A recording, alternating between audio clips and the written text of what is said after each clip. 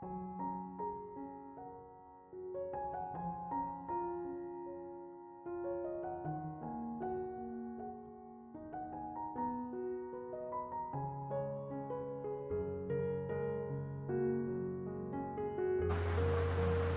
Ibu, saudara-saudari, adik-adik kaum muda yang terkasih, piye kabare, berkah dalem.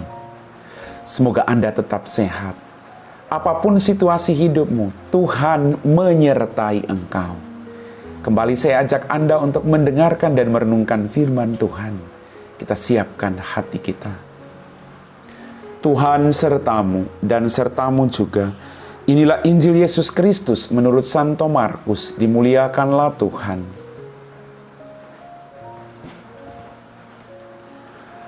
Pada suatu ketika Yesus berkata, "Beginilah halnya kerajaan Allah. Kerajaan Allah itu seumpama orang yang menaburkan benih di tanah. Malam hari ia tidur, siang hari ia bangun. Dan benih itu mengeluarkan tunas, dan tunas itu makin tinggi. Bagaimana terjadinya, orang itu tidak tahu. Bumi dengan sendirinya mengeluarkan buah, mula-mula tangkai lalu bulir, kemudian butir-butir yang penuh isi pada bulir itu. Apabila buah itu sudah cukup masak, orang itu segera menyabit sebab musim menuai sudah tiba." Yesus berkata lagi, "Dengan apa hendak kita bandingkan kerajaan Allah itu? Atau dengan perumpamaan manakah kita hendak menggambarkannya? Hal kerajaan itu seumpama biji sesawi yang ditaburkan di tanah. Memang biji itu yang paling kecil daripada segala jenis benih yang ada di bumi. Tetapi apabila ditaburkan, ia tumbuh dan menjadi lebih besar daripada segala sayuran yang lain, dan mengeluarkan cabang-cabang yang besar, sehingga burung-burung di udara dapat bersarang dalam rimbunannya." Dalam banyak perumpamaan semacam itu, Yesus memberitakan sabda kepada mereka sesuai dengan pengertian mereka. Dan tanpa perumpamaan ia tidak berkata-kata kepada mereka. Tetapi kepada murid-muridnya ia menguraikan segala sesuatu secara tersendiri. Demikianlah sabda Tuhan. Bapak, Ibu, saudara-saudariku yang terkasih, dalam bacaan Injil pada hari Jumat ini kita mendengar Yesus berkata lagi, dengan apa hendak kita bandingkan kerajaan Allah itu? Hal kerajaan itu seumpama biji sesawi yang ditaburkan di tanah. Memang biji itu yang paling kecil daripada segala jenis benih yang ada di bumi. Tapi apabila ditaburkan, ia tumbuh dan menjadi lebih besar daripada segala sayuran yang lain. Dalam permenungan saya, siapapun Anda, sekecil apapun perasaan Anda tentang dirimu, Allah tetap memakai Anda untuk mewartakan belas kasih-Nya. Kadang kita merasa kita orang berdosa, dan memang benar kita orang berdosa. Tidak ada orang yang tidak berdosa. Kadang kita merasa bahwa kita tidak hebat seperti orang lain. Tapi ingat, siapapun Anda, Tuhan mengasihi Anda. Sangat mengasihi. Maka Tuhan punya rencana di balik setiap pengalaman jatuh bangun hidupmu.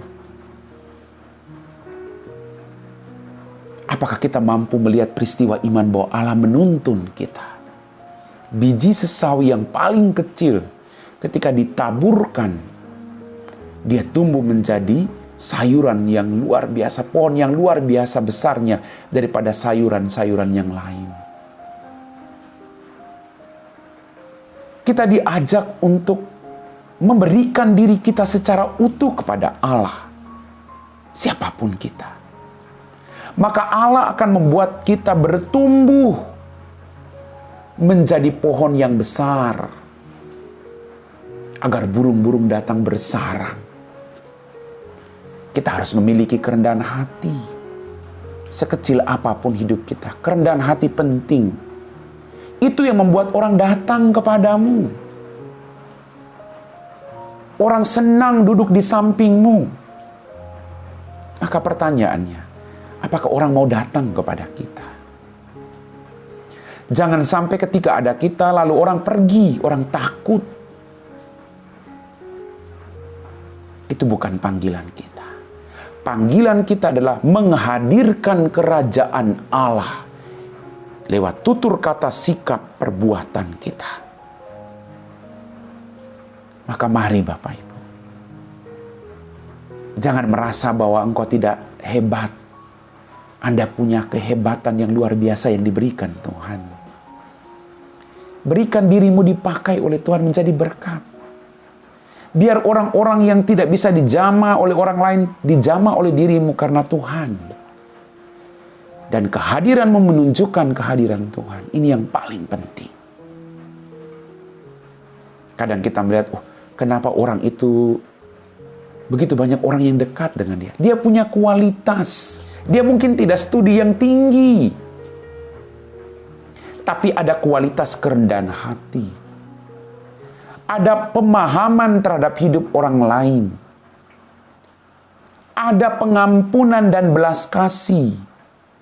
Itu yang membuat banyak orang datang. Bukan karena dia pintarnya.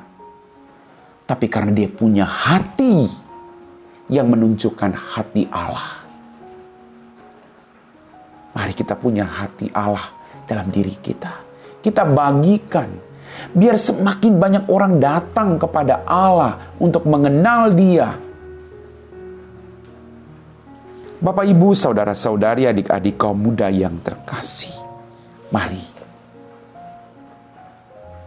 Sekecil apapun hidupmu, Tuhan membutuhkan engkau. Dan Tuhan akan menjadikan engkau luar biasa hebatnya. Bukalah dirimu selebar-lebarnya bagi Allah untuk berkarya melalui setiap kelemahan hidupmu. Apa yang dikatakan Rasul Paulus? Justru dalam kelemahanlah kuasaku menjadi sempurna. Kuasa Tuhan menjadi sempurna di balik kelemahan hidupmu. Amin. Bapak, Ibu, saudara-saudari, adik-adikku yang terkasih, kita semua telah diteguhkan oleh firman Tuhan. Mari kita siapkan hati kita untuk berdoa. Dalam nama Bapa dan Putra dan Roh Kudus. Amin.